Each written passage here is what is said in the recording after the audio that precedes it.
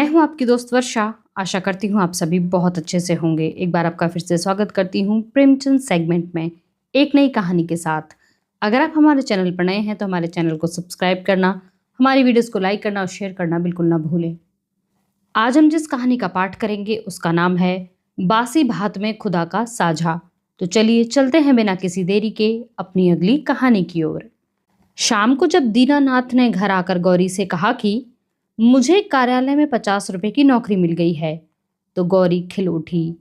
गौरी की देवताओं में अगाध आस्था थी, जो अब और भी दृढ़ हो गई। इधर 1 साल से बुरा हाल था, न कोई रोजी न रोजगार। घर में जो थोड़े बहुत गहने थे वे भी बिक चुके थे। मकान का किराया सिर पर चढ़ा हुआ था।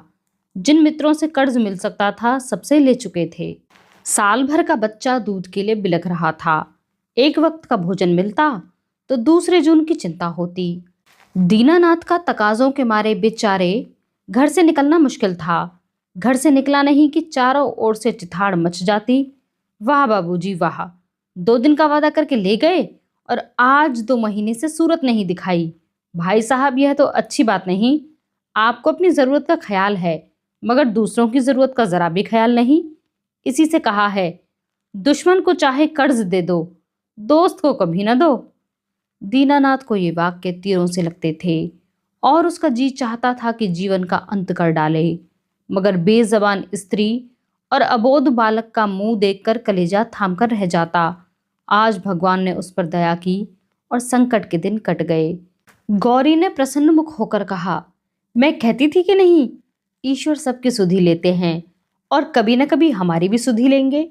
मगर तुमको विश्वास ही ना आया था। बोलो, अब तो ईश्वर की दयालुता के कायल हुए?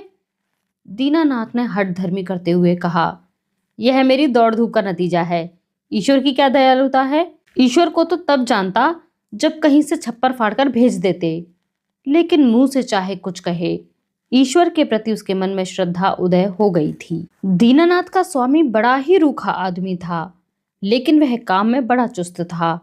उसकी उम्र 50 के लगभग थी और उसका स्वास्थ्य भी अच्छा न रहता था।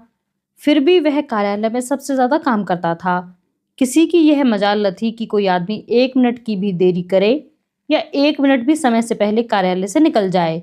बीच में केवल 15 मिनट की छुट्टी मिलती थी, जिसमें जिसका जी चाहे पान खा ले या सिगरेट पी ले या जलपान कर ले। इसके अलावा 1 मिनट का अवकाश न मिलता था। वेतन पहली तारीख को मिल जाता था। उत्सवों में भी दफ्तर बंद रहता था और नियत समय के बाद कभी काम में भी न लिया जाता था। सभी कर्मचारियों को बोनस मिलता था और प्रोविडेंट फंड की भी सुविधा थी। फिर भी कोई आदमी खुश न था।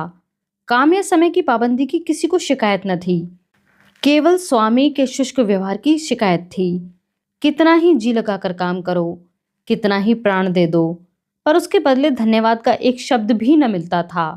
कर्मचारियों में और कोई संतुष्ट हो या ना हो, दीनानाथ को स्वामी से कोई शिकायत न थी। वह घुड़कियां और फटकार पाकर भी शायद उतने ही परिश्रम से काम करता था। साल भर में उसने कर्ज चुका दिए और कुछ संचय भी कर लिया। वह उन आदमियों में से था जो थोड़े में भी संतुष्ट रह सकते हैं अगर नियमित रूप से मिलता जाए। 1 रुपया भी किसी खास काम में खर्च करना पड़ता तो दंपत्ति में घंटों सलाह होती और बड़े झांव झांव के बाद कहीं मंजूरी मिलती थी। बिल गौरी की तरफ से पेश होता तो दीनानाथ विरोध में खड़ा होता।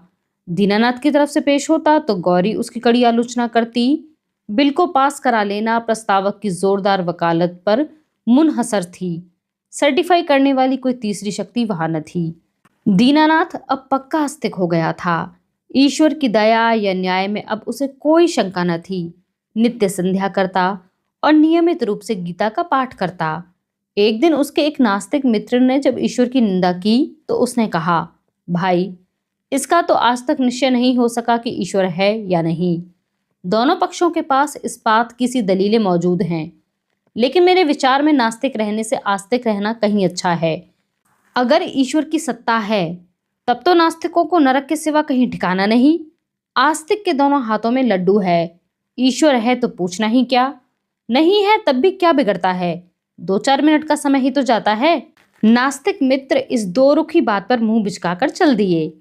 एक दिन जब दीनानाथ शाम को दफ्तर से चलने लगे तो स्वामी ने उसे अपने कमरे में बुला भेजा और बड़ी खातिर से उसे कुर्सी पर बैठाकर बोला, तुम्हें यहाँ काम करते हुए कितने दिन हुए?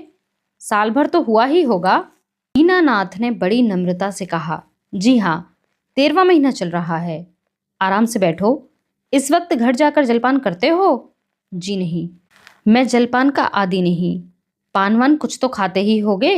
जवान आदमी होकर अभी से इतना संयम? यह कहकर उसने घंटी बजाई और अर्दली से पान और कुछ मिठाइयां लाने को कहा। दीनानाथ को शंका हो रही थी कि आज इतनी खातिरदारी क्यों हो रही है। कहाँ तो सलाम भी नहीं लेते थे, कहाँ आज मिठाई और पान सभी कुछ मंगाया जा रहा है। मालूम होता है मेरे काम से खुश हो गए हैं। इस ख्याल से उसे कुछ आत्मविश्वास हुआ और ईश्वर की याद आ गई। अवश्य परमात्मा सर्वदर्शी और न्यायकारी है, नहीं तो मुझे कौन पूछता। अर्दली मिठाई और पान लाया। दीनानाथ आग्रह से विवश होकर मिठाई खाने लगा। स्वामी ने मुस्कुराते हुए कहा, तुमने मुझे बहुत रूखा पाया होगा। बात यह है कि हमारे यहाँ अभी तक लोगों को अपनी जिम्मेदारी का इतना कम ज्ञान है कि अफसर जरा भी नर्म पड़ जाए तो लोग उसकी शराफत का अनुचित लाभ उठाने लगते हैं और काम खराब होने लगता है। कुछ ऐसे सौभाग्यशाली हैं जो नौकरों से हेलमेल भी रखते हैं, उनसे हंसते बोलते भी हैं, फिर भी नौकर नहीं बिगड़ते, बल्कि और भी दिल लगाकर काम करते हैं। लेकिन मुझ में वह कला नहीं है, इसलिए मैं अपने आदमियों से कुछ अलग अलग रहना ही अच्छा समझता हूँ और अब तक मुझे इस नीति से कोई हानि भी नहीं हुई है। लेकिन मैं आदमियों का रंग ढंग देखता रहता हूँ और सबको परखता रहता हूँ। मैंने तुम्हारे विषय में जो मत स्थिर किया है वह यह है कि तुम वफादार हो और मैं तुम्हारे पर विश्वास कर सकता हूँ। इसलिए मैं तुम्हें ज्यादा जिम्मेदारी का काम देना चाहता हूँ, जहाँ तुम्हें खुद बहुत कम काम करना पड़े, केवल निगरानी करनी पड़ेगी। तुम्हारे वेतन में 50 रुपए की और तरक्की हो जाएगी। मुझे विश्वास है तुमने अब तक जितनी सावधानी से काम किया है उससे भी ज्यादा सावधानी से आगे करोगे। दीनानाथ की आंखों में आंसू भर आए और कंठ की मिठाई कुछ नमकीन हो गई। जी मैं आया, स्वामी के चरणों पर सिर रख दे और कहे, आपकी सेवा के लिए मेरी जान हाजिर है। आपने मेरा जो सम्मान बढ़ाया है मैं उसे निभाने में कोई कसर न उठा रखूंगा।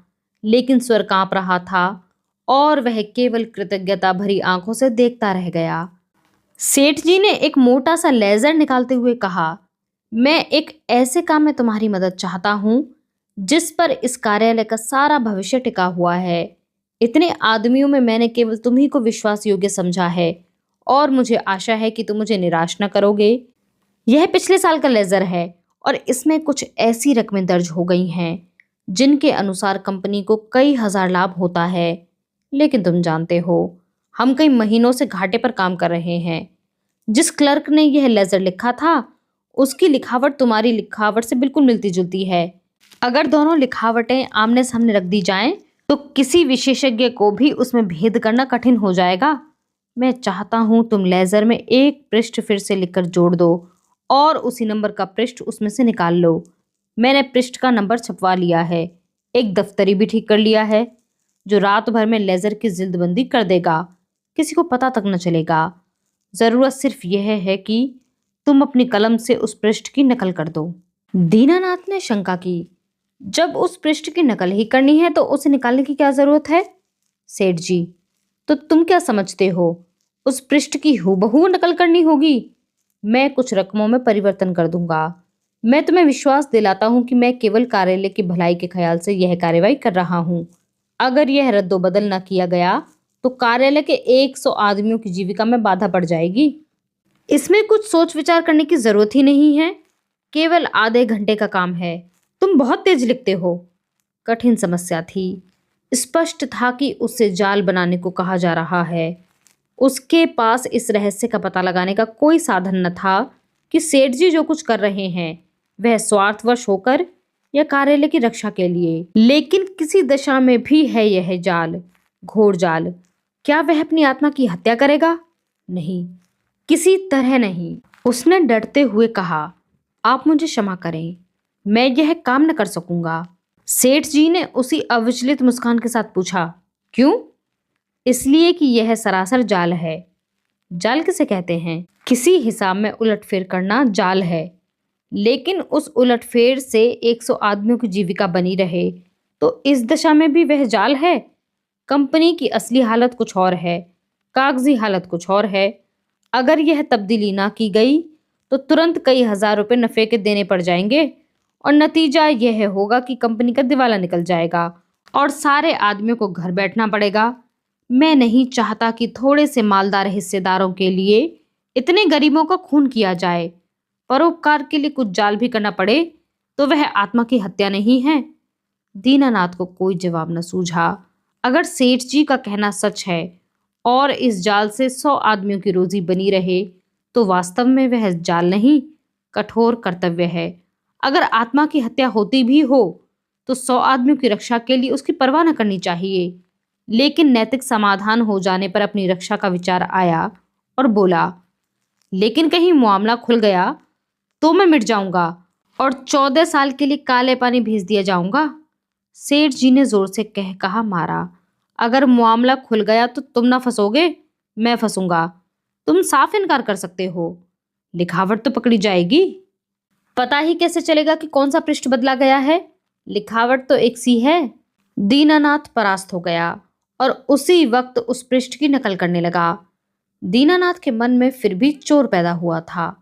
गौरी से इस विषय में वह एक शब्द भी न कह सका। 1 महीने के बाद उसकी तरक्की हुई, 100 रुपये मिलने लगे, 200 बोनस के भी मिले। यह सब कुछ था। घर में खुशहाली के चिन्ह नजर आने लगे, लेकिन दीनानाथ का अपराधी मन एक अनजाने बोझ से दबा रहता था। सेठ जी ने जिन दलीलों से उसकी जुबान बंद कर दी थी, उन दलीलों से गौरी को संतुष्ट कर सकने का उसे विश्वास न था। उसकी ईश्वर निष्ठा उसे सदैव डराती रहती थी। दीनानाथ अक्सर सोचता रहता था कि इस अपराध का कोई ना कोई भयंकर दंड उसे अवश्य मिलेगा। किसी प्रायश्चित, किसी अनुष्ठान से उसे रोकना असंभव है। अभी न मिले, 1-2 साल में मिले, 10-5 साल में मिले, पर जितनी देर में मिलेगा उतना ही भयंकर होगा। मूलधन ब्याज के साथ बढ़ता जाएगा। दीनानाथ अक्सर पछताता, मैं क्यों सेठ जी के प्रलोभन में आ गया। कार्यालय टूटता या रहता मेरी बला से, आदमियों की रोजी जाती या रहती मेरी बला से। मुझे तो यह प्राण पीड़ा ना होती, लेकिन अब तो जो कुछ होना था हो चुका और उसका दंड अवश्य मिलेगा। इस एक अनजानी आशंका ने उसके जीवन का उत्साह, आनंद और माधुर्य सब कुछ हर लिया।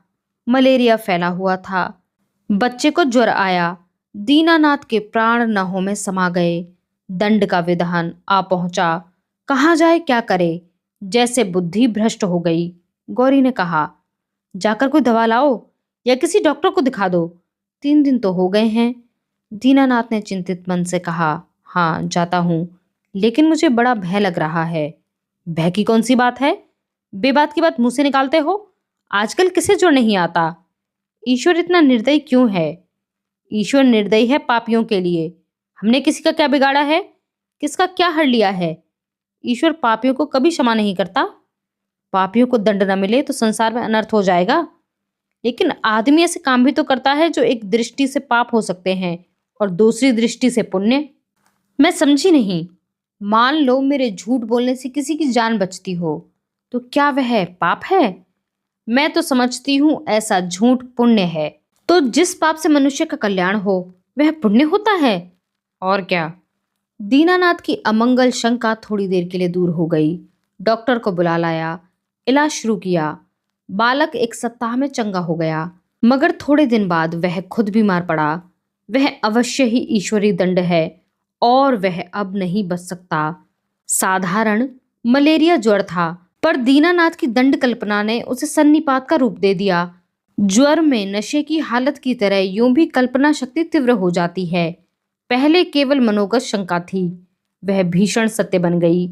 कल्पना ने भीषण यमदूत रच डाले, उनके भाले और गदाएं रच डाली, नरक का अग्निकुंड दहका दिया। डॉक्टर की एक गूढ़ दवा, 1000 मन की गदा की आवाज और आग के उबलते हुए समुद्र के दाह पर क्या असर करती? दीनानाथ मिथ्यावादी न था।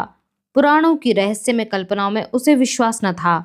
नहीं, वह बुद्धिवादी था और ईश्वर में भी उसे तभी विश्वास आया जब उसकी तर्क बुद्धि कायल हो गई। लेकिन ईश्वर के साथ उसकी दया भी आई, उसका दंड भी आया। दया ने उसे रोजी दी, मान दिया। ईश्वर की दया न होती तो शायद वह भूखों मर जाता, लेकिन भूखों मरना अग्निकुंड में ढकेल दिए जाने से कहीं सरल था, खेल था। दंड भावना जन्म जन्मांतर के संस्कारों से ऐसी बद्धमूल हो गई थी मानो उसकी बुद्धि का, उसकी आत्मा का एक अंग हो गई हो। दीनानाथ का तर्कवाद और बुद्धिवाद इन मनवंतरों के जमे हुए संस्कार पर समुद्र की ऊंची लहरों की भांति तीव्रता के साथ एकाएक आता था, पर एक क्षण में उन्हें जलमग्न करके फिर लौट जाता था और वह पर्वत ज्यों का त्यों अचल खड़ा रह जाता था।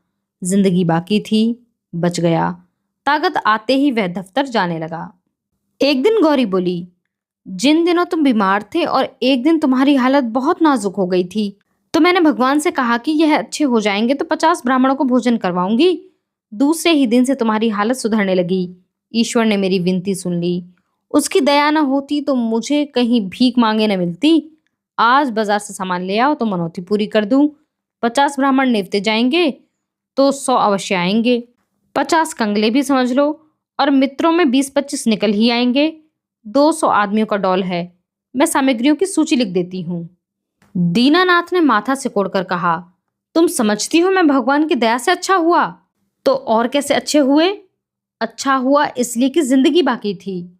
ऐसी बातें ना करो, मनौती पूरी करनी होगी। कभी नहीं, मैं भगवान को दयालु नहीं समझता। और क्या भगवान निर्दयी है? उनसे बड़ा निर्दयी कोई संसार में ना होगा, जो अपने रचे हुए खिलौनों को उनकी भूलों और बेवकूफियों की सजा अग्निकुंड में ढकेल कर दे। वह भगवान दयालु नहीं हो सकता। भगवान जितना दयालु है उससे असंख्य गुना निर्दयी है, और ऐसे भगवान की कल्पना से मुझे घृणा होती है। प्रेम सबसे बड़ी शक्ति कही गई है। विचारवानों ने प्रेम को ही जीवन की और संसार की सबसे बड़ी विभूति माना है। व्यवहार में न सही, आदर्श में प्रेम ही हमारे जीवन का सत्य है। मगर तुम्हारा ईश्वर दंड भय से सृष्टि का संचालन करता है, फिर उसमें और मनुष्य में क्या फर्क हुआ? ऐसे ईश्वर की उपासना मैं नहीं कर सकता, नहीं करना चाहता। जो मोटे हैं उनके लिए ईश्वर दयालु होगा, क्योंकि वे दुनिया को लूटते हैं। हम जैसों को तो ईश्वर की दया कहीं नजर नहीं आती। हाँ, भय पग पग पर खड़ा घूरा करता है। यह मत करो नहीं तो ईश्वर दंड देगा, वह मत करो नहीं तो ईश्वर दंड देगा। प्रेम से शासन करना मानवता है, आतंक से शासन करना बर्बरता है। आतंकवादी ईश्वर से तो ईश्वर का ना रहना ही अच्छा है। उसे हृदय से निकालकर मैं उसकी दया और दंड दोनों से मुक्त हो जाना चाहता हूँ। एक कठोर दंड बरसों के प्रेम को मिट्टी में मिला देता है। मैं तुम्हारे ऊपर बराबर जान देता रहता हूँ, लेकिन किसी दिन डंडा लेकर पीट चलूं तो तुम मेरी सूरत न देखोगी। ऐसे आतंक में, दंड में जीवन के लिए मैं ईश्वर का एहसान नहीं लेना चाहता। बासी भात में खुदा के साझे की जरूरत नहीं है। अगर तुमने ओझ भोज पर जोर दिया तो मैं जहर खा लूंगा। गौरी उसके मुंह की ओर भयातुर नेत्रों से ताकती रह गई। आज की यह कहानी यहीं पर समाप्त होती है। आप हमें कमेंट बॉक्स में लिखकर यह जरूर बताएं कि आपने इस कहानी से क्या सीख ग्रहण की। हमारे साथ इस सफर में बने रहने के लिए आप सभी का बहुत शुक्रिया।